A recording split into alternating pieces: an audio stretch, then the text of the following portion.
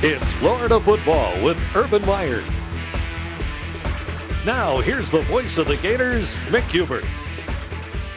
Hi again, everybody, and thank you for joining us. I'm Mick Hubert, along with head coach Urban Meyer. We welcome you to Florida football. The Gators scoring a thrilling 21-14 victory over Florida State in Tallahassee. And Urban, congratulations, third straight win and twice in Tallahassee for the Gators. That's great. I'll tell you, look at Chris Leak. He's one of only two quarterbacks ever won in Tallahassee twice. Kerwin Bell's the other one.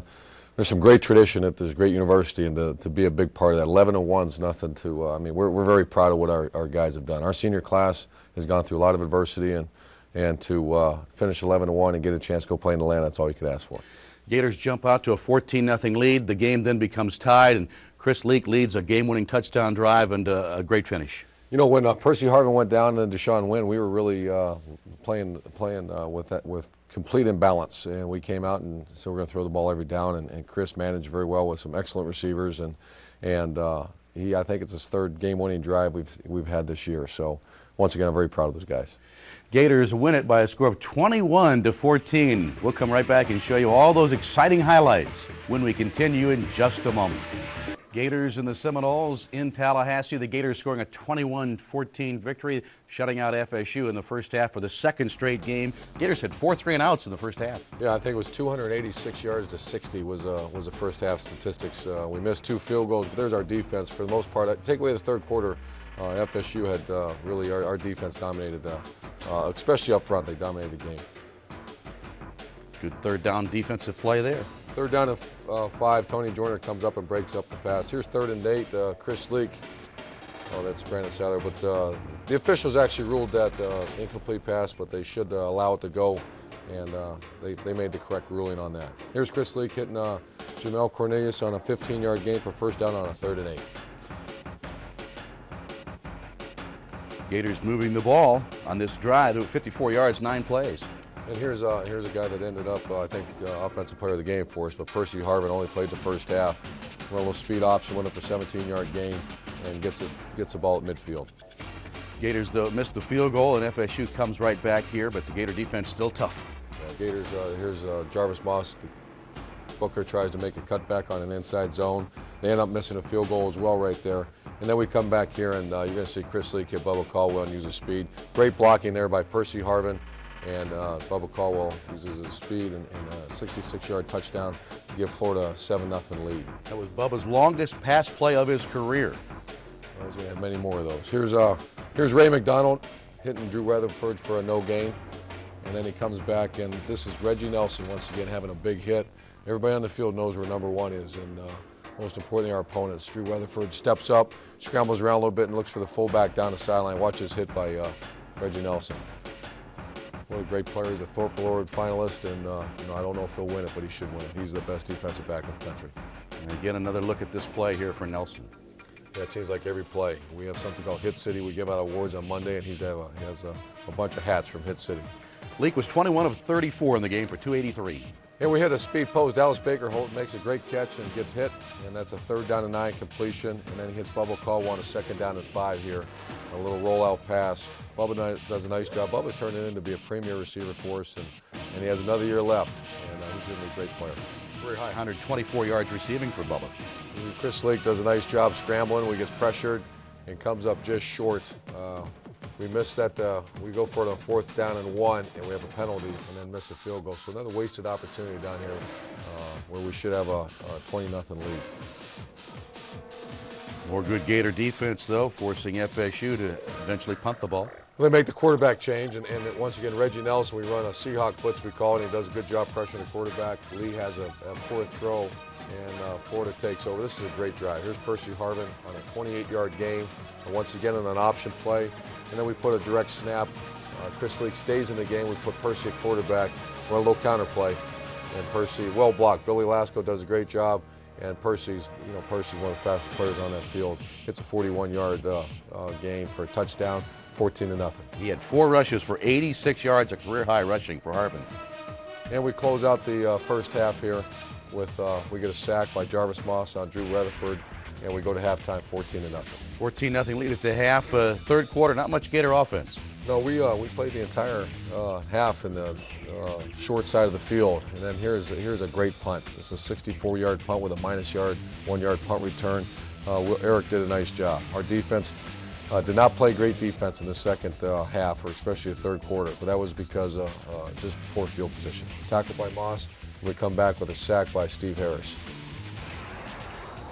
A couple of sacks in the game for the Gators, and Stephen Harris gets one here. It was 3rd and long, and there's Reggie Nelson lurking again. Here's Reggie Nelson, comes over the top. This is part of their offense is just throwing the ball up to Craig Carr, I believe his name is, and he gets behind one of our defenders. But once again, Reggie Nelson's as good as I've seen. We call that overlap principle, where the safety overlaps the corner, and you float the ball. He's going to be there to make the play. Gators unable to move the ball. FSU comes right back. Tackle by Steve Harris and Ray McDonald on the quarterback, and then here's Tremaine McCullum. Intercepts a pass in the end zone. We'd like him to stay in the end zone, but makes a great play. Quarterback floats one in there, and the Gators take over on the -1 yard line. One of 3 Gator interceptions in this game. We're able to knock the ball out, and they get a run by Booker, get it down to the 1 yard line, and it's now 14-7. This third quarter was a very poor third quarter for, most importantly, offensively. We couldn't move the ball. Now they come back, try to throw another ball to Carr down the field, and Ryan Smith has his 7th interception of the season. He's playing excellent for us. Gators led 14-7 going to the 4th, but FSU driving the ball as the quarter begins. Well, they really didn't drive it. They just, this is the way they score points, and we're in a bail technique. There's about a 6 to 8 inch advantage there, and Reggie Lewis got to try to knock the ball out of there, but he's given credit. He makes a nice catch. It's 14-14, and then Chris, I think, puts together one of his best drives of his career. 6-yard play to Dallas Baker to start the series, and comes back on a quarterback draw for 4 yards and a first down. Leak was 7 for 8 passing on this drive, 73 yards. This is designed quarterback draw right here. He gets the first down. Then we come back, they blitz us on 3rd down and 8, and Dallas, this is going to set up the touchdown here in a minute. Hits a speed post. Chris makes a great throw, catch, and we feel like that was a little mismatch for us. Dallas Baker makes a nice play. CI, Cornelius Ingram, once again has a solid game on 2nd down and 19, gets us back in striking distance on 3rd down, makes a great catch. And then we come back with a game winner, 25-yard touchdown pass off the post move, and Chris makes an excellent throw on 3rd down and 9. Baker caught 2 25-yarders on this drive. Another thing, if you really watch this play close, Chris stands in there, takes a hit on a blitz like a quarterback has to, and delivers a great pass. 10 plays, 74 yards, Gators in the lead. This is a big play of the game. 4th down and 4. We get pressure on a quarterback. They catch the ball on 4th down and 4 for short yardage, and Gators take over. Chris does a nice job again, once again managing the offense. 2nd down and 12, Bubba Caldwell, 12-yard gain. And first down. And then he comes back to Cornelius for 8 more yards. Another first down, just trying to move the chains here. Clock's on our side, and our defense is on our side, and so we get a first down here. And Drew Weatherford, we pin him down. What a great punt. We punt the ball down in there on the 1 yard line, and Drew Weatherford here gets sacked, or excuse me, throws an incomplete pass, and the Gators are able to run out the clock. Gators score a thrilling 21-14 victory in Tallahassee. And the Gators had 16 first downs. They outrushed Florida State and outgained them 388 to 235. There's the 3 takeaways by the Gator defense, and the Gators had the ball for more than 7 minutes than FSU. And the Wachovia players of the game, Percy Harvin, those 4 carries, 86 yards and a touchdown. Reggie Nelson leading the team, 6 tackles, an interception, and a pass breakup as well. Those are the Wachovia players of the game, brought to you by Wachovia, the official financial services partner of the Gator Sports Network. Florida 21, FSU 14. We'll come right back and go inside Gator football in just a moment.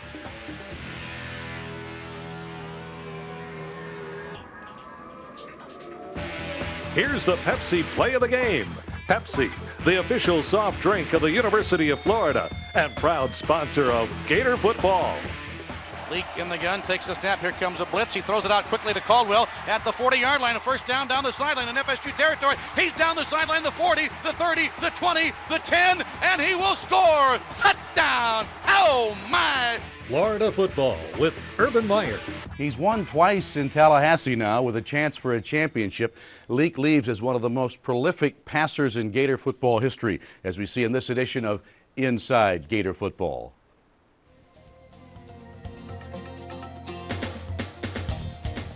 The quarterback fraternity of Florida is special. It has names like Bell, Matthews, Grossman, Warfel. Now add Chris Leak to that list. Chris Leak will leave Florida at or near the top of every passing record imaginable. But it was a 45-yard run in the win over Alabama this year that may turn out to be one of his most cherished highlights. I'm going to remember that the rest of my career. That was a big part of the game. It was a special part of the game, special part for me and our team, and really got the guys going. So that's I'm going to remember that. Till who knows when. But with all the completions, yards, and touchdowns, Chris Leak's Gator career would have had a huge void if his team didn't make it to at least one SEC championship game. That's why you come here, because you see all the championships that the guys got in the 90s, and you talk to them all the time about how that felt, to be able to say they were number one in the SEC, and to be able to just have the opportunity just makes you gets you juiced up and ready to go. Life as the Gators quarterback the past 4 years has taught Chris that with all eyes on him, especially his teammates, it's how you handle the tough times that really count. You're going to play injured. You're going to have things happen to you during the game, during the course of the game, where it just feels like everything just caving in on you, and you have to learn how to stand strong and keep your composure. Because everybody's watching you. Your whole teammates are looking in your eyes, seeing what you're thinking, and you're watching your demeanor. And you have to make sure that you always stay composed at all times. And because that's what great leaders do. There have been many special moments in the swamp for Chris Leak, but his favorite?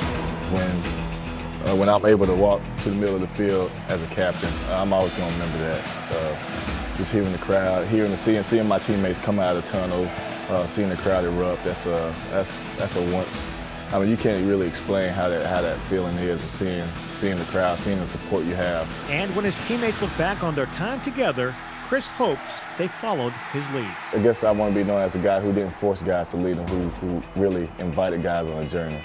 And that's what I think that's what great leaders do. They invite guys on, come on a journey with them, and let's see what we can do. Let's do our best. Let's work hard, and let's see what we can accomplish. For Inside Gator Football, I'm Steve Babick. Inside Gator Football is brought to you by Sonny's Real Pit Barbecue. Sonny's, a Florida original. Certainly been a joy to watch him and to watch him mature and develop in his career. Yeah, I talked to Chris after the game, and the one thing I said, all quarterbacks who win championships are great managers. If you evaluate a quarterback on how pretty his pass is, there's a bunch of them, but how they manage the game. And I think Chris managed his best game yesterday. That second half drive to win the game. He's done it 3 or 4 times this year, but I think that was his best. He managed, he controlled in a tough environment, and Chris Leak has got I can't wait for him to play up in Atlanta. Gators beat Florida State, and we'll give you all access in just a moment.